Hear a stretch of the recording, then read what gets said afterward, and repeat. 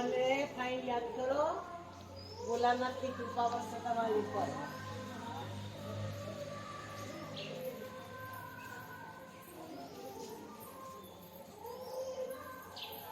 ઓમ શાંતિ, ઓમ શાંતિ, ઓમ શાંતિ. Fine fine fine fine. अपना रूप है ज्योति बिंदु इसी याद में रहता हूँ. अपना रूप है ज्योति बिंदु इसी याद में रहता हूँ. सब है एक पिता की रचना, मैं भी इसी का बचा हूँ. मैं शिव बाबा का बच्चा हूँ और तन वचन का सच्चा हूँ.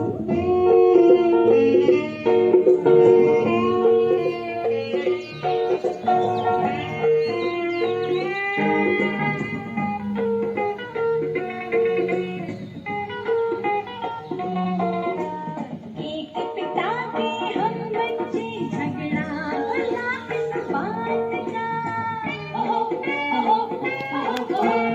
एक पिता के हम बच्चे, झगड़ा भला किस बात का.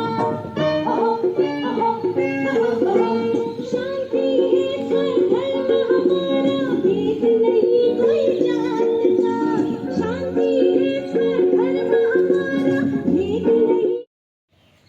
તમે બધા શરીરથી નાના છો, પણ તમારી આત્મા, મન અને બુદ્ધિ બહુ મોટી છે.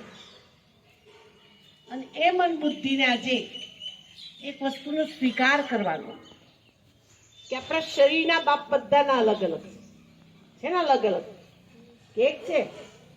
અને આત્માના પિતા, આત્માના પિતા અને કોણ છે?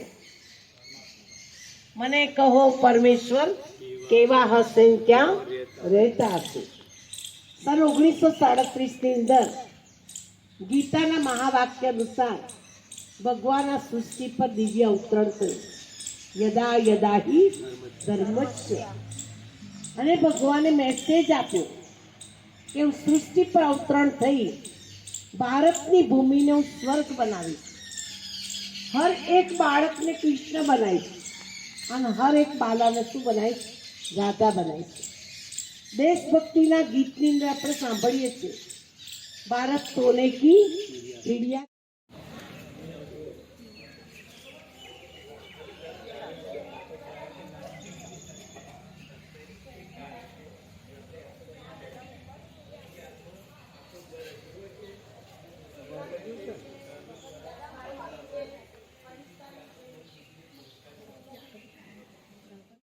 લાઈટ પણ કદાચ ગોડ ઇઝ ધ લાઈટ. જાપાનમાં પણ નિરાકારનું ધ્યાન કરે છે. મસ્કામી ટાઈપનો પથ્થર છે. પશુપતિનાથની ટાઈપનું ઘર છે.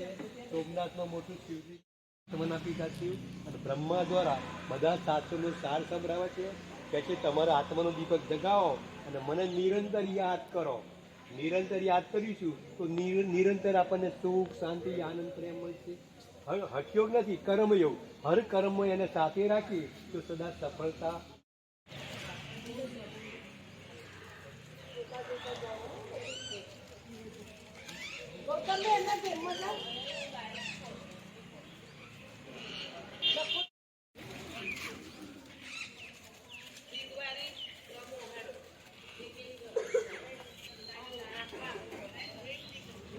ચલો આજકાલ બહુ